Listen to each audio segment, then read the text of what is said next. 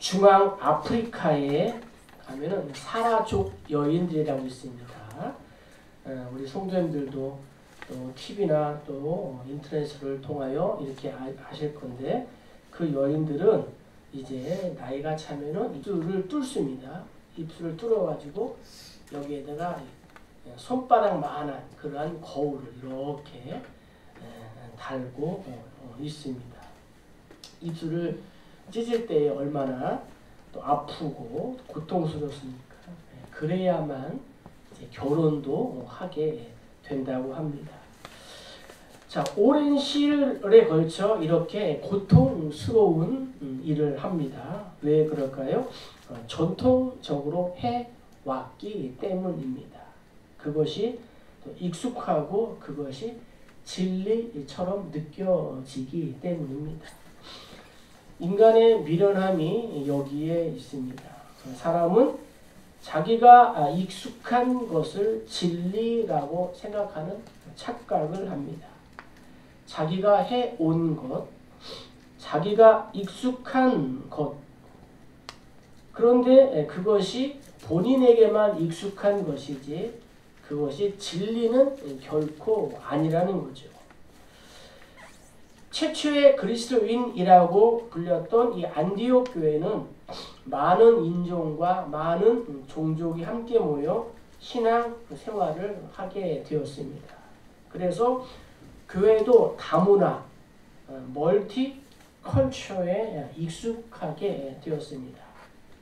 예를 들면은 머리에 모자를 쓴 사람도 있었고, 수건을 두른 사람도 있었고, 또 오늘날로 말씀드리면 머리에 파마를 한 사람도 있었고, 양복을 입은 사람도 있고, 또 청바지를 입은 사람도 있고, 또 심지어 배꼽티를 입은 사람도 있었을 것입니다. 어느 교회에 한 여학생이 배꼽티를 입고 교회에 왔습니다. 목사님 왈 얘야 민망하다. 교회 올 때는 좀 단정하게 오면 안 되겠냐 하니까 이 여학생이 말합니다. 목사님, 하나님께서는 중심을 보신다고 하셔서 제가 중심을 내놓고 다닙니다. 이렇게 얘기했다고 합니다. 이러한 다양성 가운데서 안디옥 교회는 예수 그리스도의 이러한 십자가의 은혜로 구원을 받는다는 순수한 복음의 기초 위에 세워져 있었습니다. 그런데 예루살렘에서 유대인으로서 먼저 믿어서 그리스도인이 된 이러한 사람들을 유대 크리스찬, 유대 그리스도인이라고 이렇게 부릅니다. 이들은 예수를 믿은 후에도 자기 자신들의 이러한 전통을 고수했다는 것입니다. 네, 물론 이해가 됩니다. 이제까지 그렇게 해왔으니까요. 자기들은 그것이 당연합니다. 문제는 한 걸음 더 나아가서 상대방들도 자신들과 같이 해야 구원을 받는다라고 주장을 한 것입니다. 불신자들이 예수를 믿고 회심하는 것은 온 성도가 크게 기뻐할 일입니다. 그래서 오늘 3절에 보면은 많은 이방인들이 주께로 돌아왔다라고 성경은 기록하고 있습니다. 얼마나 기뻐할 일이겠습니까? 그러나 먼저 예수를 믿은 기득권자들은 물어보지도 않고 자신들의 관습과 전통대로 하기를 원하는 것입니다. 그래서 문제가 생겼습니다. 선교에서 돌아온 바울과 바나바가 이러한 유대인 기득권자들과 신앙적인 변론을 하게 된 것입니다. 자, 그런데 안디옥 교회는 지혜로웠습니다. 그래서 우리가 서로 다툴 것이 아니라 예루살렘에 있는 이 사도들과 장로들을 통하여 하나님께서 원하시는 것을 찾아보자. 예수님을 믿고 훈련을 받고 또 예수님의 부활을 목격하고 성령의 충만함을 받은 이 제자들과 함께 하나님의 뜻을 찾아보자. 그래서 이 바울과 바나바를 이제 안디옥 교회에서 예루살렘 교회로 보냅니다. 이것이 안디옥 교회 성도들의 지혜라는 것이죠. 자, 사탄의 목표는 어제나 오늘이나 동일합니다. 하나님의 음성을 듣기보다는 자신들의 생각을 더 내세우고 앞세우게 한다는 거죠. 하루는 베드로가 기도하다가 환상을 보았습니다. 하늘로부터 큰 보자기가 내려오는데 그 안에는 온갖 더러운 부정한 짐승들이 가득가득 담겨 있었습니다. 하늘에서 음성이 들립니다. 베드로야, 잡아먹어라. 하나님, 저는 지금까지 이러한 부정한 음식을 먹지 않았습니다. 아니, 잡아먹어라. 아니요, 안 먹겠습니다. 베드로야, 내가 깨끗하게 하는 것이다. 잡아먹어라. 성령의 충만함을 받은 베드로는 하나님의 뜻이구나. 내가 이제까지 저런 것들을 율법에 따라 전통에 의해 먹지 않았으나 하나님의 뜻은 먹는 거구나. 먹자 하면서 하나님의 말씀에 순종했습니다. 그래서 부정한 민족, 선택받지 못한 이방인인 고넬료를 찾아갔습니다. 순종하여 가서 예수를 전하자. 복음을 듣자 이방인들도 성령이 충만하여 방언과 예언도 하고 세례를 받게 된 줄로 믿습니다. 고넬료의 온 가정이 예수를 믿었다는 거죠. 신앙이란 내 관습, 우리 전통이 아니라 하나님의 뜻을 따르는 것입니다. 그래야 사탄의 권세와 유혹을 이길 수가 있는 것입니다. 결국 하나님의 뜻을 찾았습니다. 모두가 순종했습니다. 그래서 고난이 변하여 축복이 되고 예수님의 이 비전을 또 확고하게 다지는 기회가 되었다는 것입니다. 자, 그럼 오늘 말씀을 통하여 교회의 공동체의 승리의 비결은 무엇이냐? 우리 한번 1절을 다시 읽겠습니다. 어떤 사람들이 유대로부터 내려와서 형제들을 가르치되 너희가 모세의 법대로 할례를 받지 아니하면 능히 구원을 받지 못하리라 하니, 교회 공동체의 승리의 비결은 무엇이냐? 첫째는 교회에 가만히 들어오는 거짓 형제들을 경계해야 된다는 것입니다. 자, 안디옥 교회는 구원의 방법과 관련하여 논쟁에 휘말리게 되었습니다. 그런데 갈라디아서 2장 12절을 보면은 유대에서 온 어떠한 사람들은 주장하기를 자기들이 예루살렘 교회의 지도자 중에 하나인 야고보가 보내서 온 것이다 라고 이렇게 말했습니다. 하지만 오늘 본문을 보면은 정작 야고보는 그들을 안디옥 교회에 보낸 일이 없다라고 24절에 밝히고 있습니다. 그러니까 이들이 거짓말을 하고 있다라는 것을 우리가 알 수가 있습니다. 그래서 바울은 이들을 가르쳐 교회에 가만히 들어온 거짓 형제다라고 갈라디아서 2장 4절에 밝히고 있습니다. 즉 이들은 이단자라는 거예요.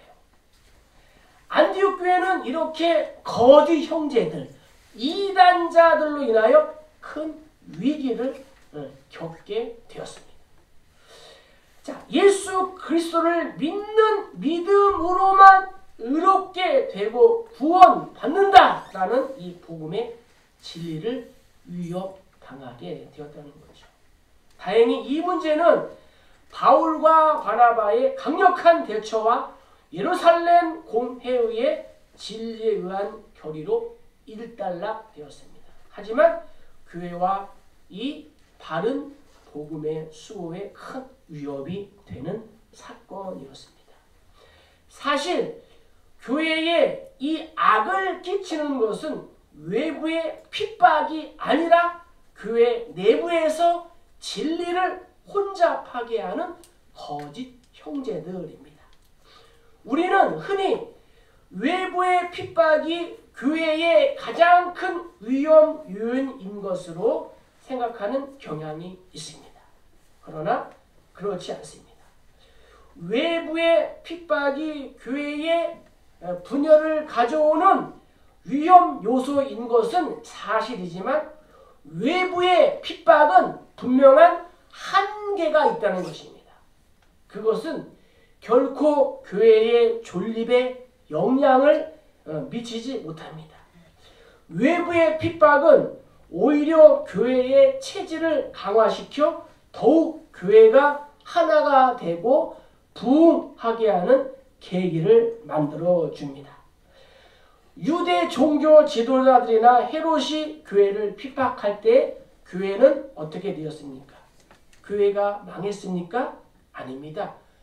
교회는 핍박을 당하여 잠시 위축을 당하게 했지만 곧 더욱 부흥하고 하나님의 말씀이 왕성하며 믿는 제자의 수가 더 많았다라고 성경은 기록하고 있습니다. 그러나 교회 내부에서 진리를 혼잡하게 하는 거짓 형제들은 교회를 송두리째 타락하게 하여 멸망으로 인도할 수 있습니다. 교회는 선명한 이 복음의 진리에 서기만 한다면 어떠한 상황 속에서도 안전하게 보존되며 부흥할 수 있는 줄 믿습니다. 그러나 외적으로 볼 때에 아무리 규모가 크고 웅장해 보이는 교회라 할지라도 선명한 복음의 진리에 서 있지 못하면 마치 모래 위에 세운 성과 같이 순식간에 멸망하고 마는 것입니다. 왜냐하면 태초에 광명의 천사로 가장하고 에덴 동산에 침입하여 거짓으로 아담과 하와를 속여서 하나님을 불신하게 하고 타락하게 한 장본인이 바로 사단이기 때문입니다. 따라서 그의 하수인인 거짓 형제들을 끊임없이 사탄은 마귀와 귀신, 거짓 형제들을 끊임없이 교회에 침투시켜 거짓으로 이 복음의 진리를 혼잡하게 함으로써 성도들을 타락시키고 그로 인하여 교회의 존립마저 어렵게 하는 것입니다. 또한 오늘날 많은 이러한 개교회들이 신학적인 문제로 분쟁을 겪고 있으며 전 세계적으로 이 볼 때에도 신천지나 하나님의 교회 등 이단자들로 말미암아 교회들이 어려움을 당하고 있는 것입니다. 실제로 교회 역사 초기부터 이 교회 내에서 발생한 이 영지주의자들, 지식으로 구원을 얻는다라는 이 영지주의자들과 신비주의자들은 기독교 진리를 뿌리에서부터 흔들리게 하는 위협을 가져와 교회를 많이 힘들게 한 일이 있었습니다. 그러므로 교회와 이 성도들은 이러한 거짓 형제들을 엄정하게 분별해내고 그들이 교회에 발 붙이지 못하도록 해야 하는 것입니다. 한국교회 또 우리 교회는 언제나 세상을 향하여 문이 열려 있습니다. 때문에 이단들이 우리의 눈을 속이고 교회 안으로 들어와 이 형제 행세를 할 수가 있습니다. 그러나 벼 사이에 난 가라지는 언젠가 그 정체가 드러나듯이 몰래 가만히 교회 안으로 들어온 거짓 형제들도 우리가 주의 깊게 살펴보면 그 정체가 반드시 드러나게 되는 것입니다. 그래서 바울은 디모데에게 이렇게 권면합니다. 얀네와 얌브레가 모세를 대적한 것 같이 그들도 진리를 대적하니 이 사람들은 그 마음이 부패한 자요 믿음의 반응은 버림받은 자들이라. 아멘. 네. 저들은 복음의 진리를 부정하고 성경과 다르게 말하거나 행동한다는 것입니다. 따라서 우리는 이들이 교회 안에서 발견되면 즉시 우리가 뽑아내고, 그래서 교회가 안정 속에 성장할 수 있도록 우리가 기도해야 되는 것입니다. 자, 두 번째는 3절 읽겠습니다. 그들이 교회의 전송을 받고 베니게와 사마리아로 다니며 이방인들이 주께 돌아온 일을 말하여 형제들 다 크게 기쁘게 하더라. 아멘. 두 번째는 교회 공동체의 승리의 비결은 무엇이냐? 교회의 성실한 후원이 사역자에게는 커다란 힘이 된다는 것입니다. 자, 바울과 바나바가 안디옥 교회에서 예루살렘 교회로 향해 떠나게 됐고, 이제 교회에 이제 뜨거운 전송을 받게 되었습니다. 자, 이러한 교회의 성실한 전송은 사역자들을 향한 보이지 않는 지지고 후원이 되었습니다. 이 전송에는 사역자들을 향한 안디옥 교회의 이 뜨거운 지지의 마음이 담겨져 있습니다. 바울과 바나바를 비롯하여 예루살렘으로 간 안디옥 교회의 사역자들은 교회에 이와 같은 지지와 후원이 있었기에 담대함과 용기와 힘을 얻어서 예루살렘 공회에서 말할 수 있게 되었다는 거죠. 목회자와 사역자들이 다 자신의 힘으로 일하는 것 같지만 사실은 그렇지가 않습니다. 교회에 또 성도들의 이러한 보이지 않는 지지와 후원이 사실은 사역자들에게 큰 힘이 되는 것입니다. 이 힘이 있기에 사역자들은 일할 수가 있는 것입니다. 이 지지와 후원이 있기에 어떠한 고난 속에서도 참고 굳건히 일할 수가 있는 것입니다. 큰 시련과 난관을 만나도 신바람 나게 일할 수가 있는 것입니다. 자, 우리는 바울을 위대한 사역자라고 말합니다. 바울과 같은 사역자가 없습니다. 그러나 그 바울의 사역 뒤에는 교회의 열렬한 뜨거운 지원이 있었다는 사실을 결코 잊어서는 안 됩니다. 갈라디아 교회는 바울을 하나님의 천사와 같이 또한 예수님처럼 영접을 했습니다. 또한 로마서 16장에 보면은 바울의 리스트가 나오는데 브리스길라와 아굴라, 베베 집사, 또 에바브로디도, 루디아 등이 있었다는 것입니다. 또한 갈라디아 4장에 보면은 할 수만 있으면 바울을 위하여 눈이라도 빼어주려는 그러한 사람들도 있었습니다. 때문에 바울도 그들을 위하여 해산하는 수고를 마다하지 않은 것입니다. 하지만 바울이 유럽으로 넘어갔을 때에는 바울에 대한 교회의 지원이 없었습니다. 그때 바울의 마음은 크게 상심이 되었습니다. 그의 의욕은 가라앉을 수밖에 없었습니다. 그런데 단 한 교회, 빌립보 교회가 바울을 후원했습니다. 바울은 빌립보서 15절에 이렇게 고백합니다. 내가 마게도냐를 떠날 때에 주고받는 내 일에 참여한 교회가 너희 외에는 아무도 없었느니라. 바울의 마음이 얼마나 기뻤는지 빌립보서에서 자신이 크게 기뻐한다라고 빌립보 교회를 향하여 고백했습니다. 위대한 사역자인 바울이 이러할진데 일반 목회자와 사역자들은 어떻겠습니까? 그렇습니다. 사랑하는 교회와 성도들의 지원은 이러한 사역자들에게 무한한 이 뒷심으로 작용하게 되는 것입니다.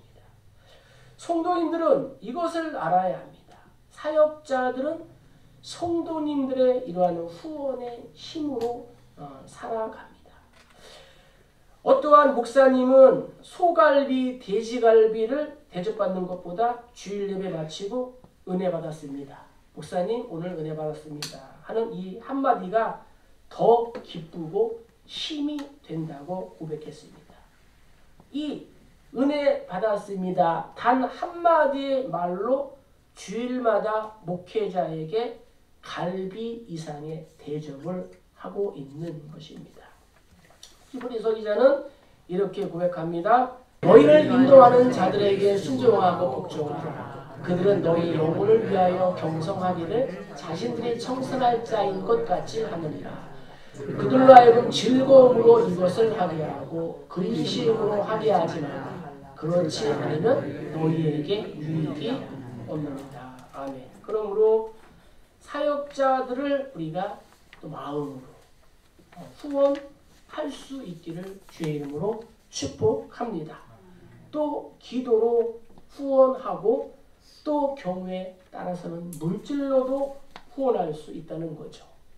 자, 세 번째는 우리 11절 읽겠습니다. 그러나 우리는 그들이 우리와 동일하게 주 예수의 은혜로 구원받는 줄을 믿노라 아니라. 아멘. 세 번째는 우리 모두는 동일하게 주 예수의 은혜로 구원받았다는 거예요.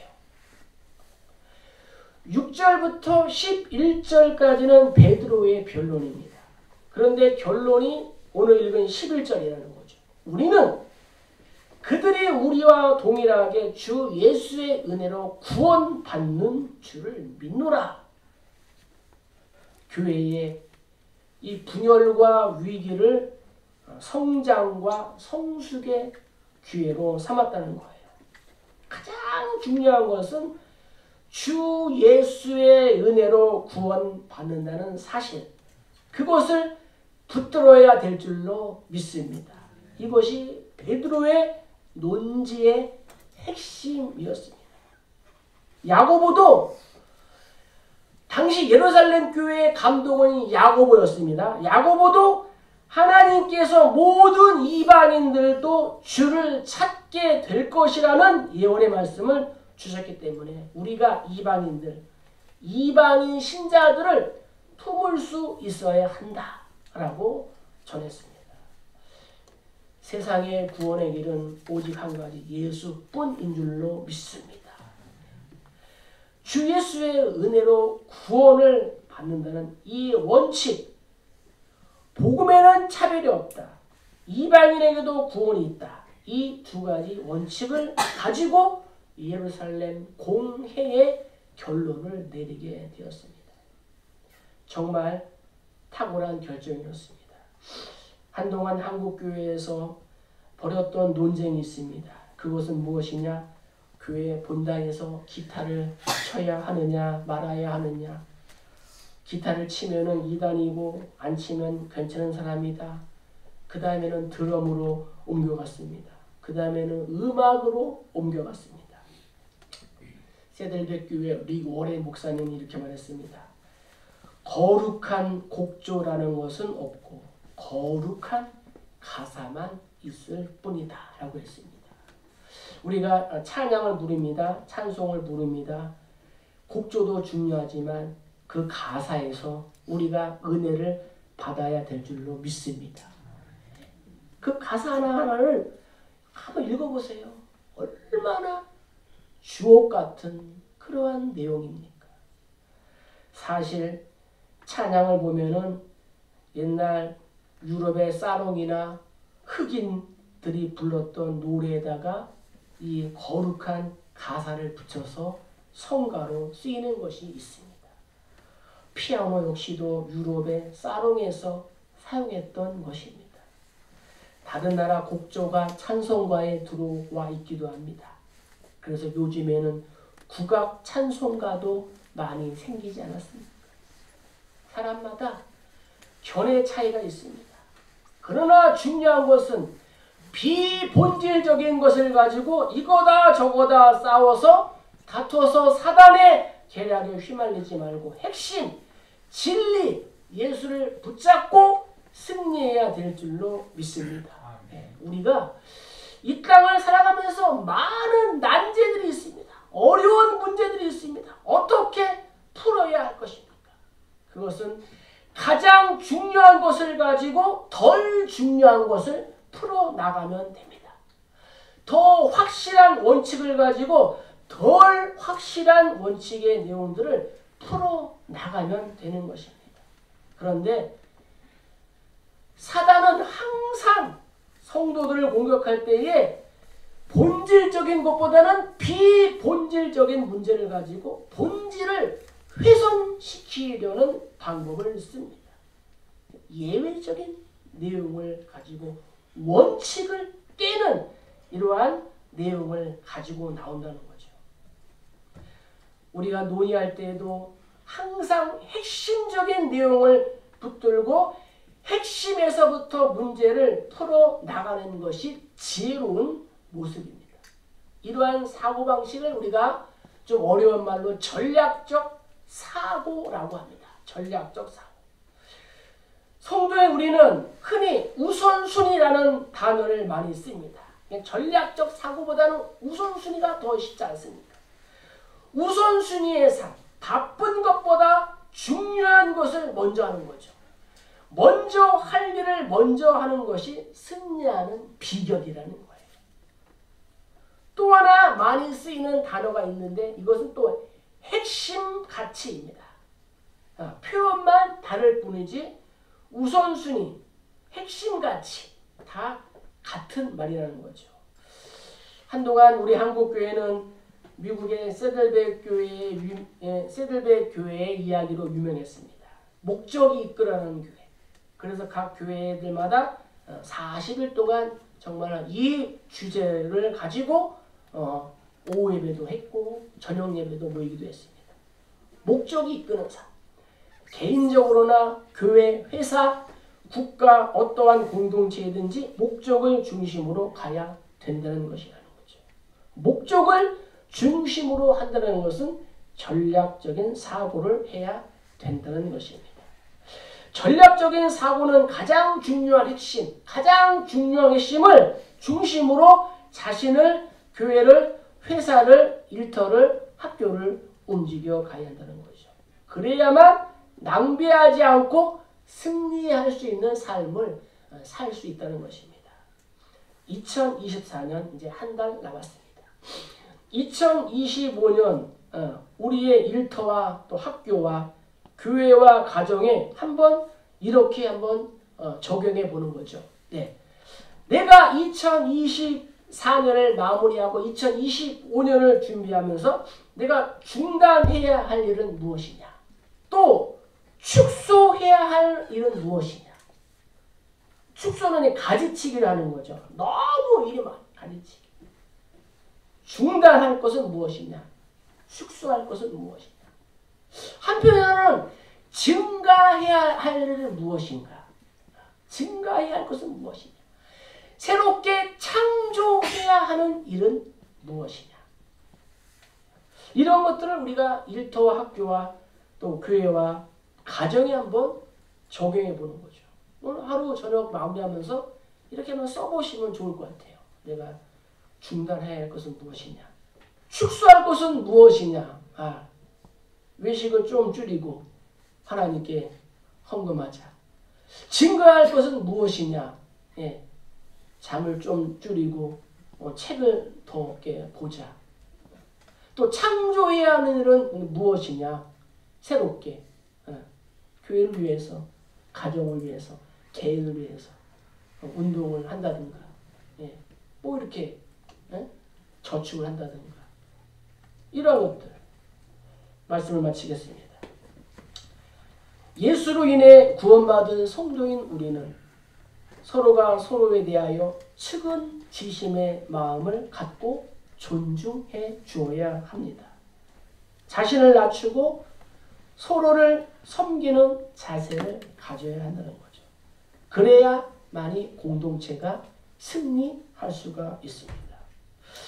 예수께서 우리를 구원하시기 위하여 죄인과 같이 되시고 또 우리를 섬겨 주셨는데 우리가 누구를 섬기지 못하고 누구를 존중하지 못하겠습니까? 우리는 모두 동일하게 주 예수의 은혜로 남녀노소 지고와 빈부귀천을 막론하고 믿음으로 구원을 얻은 그러한 백성인 줄로 믿습니다.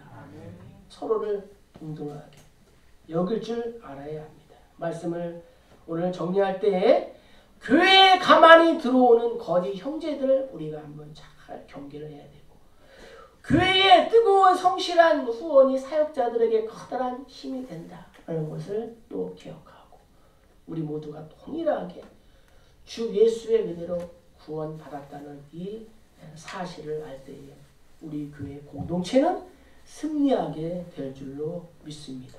이번 한 주간 십자가를 우리가 붙잡고 하나님을 바라보고 또 복음의 본질을 붙잡는 거예요. 그래서 가정과 일터 공동체도 승리하고 개인도 또 교회 공동체도 승리하는 또 기쁨과 또 감격이 있기를 주의 이름으로 간절히 축복합니다. 축복합니다.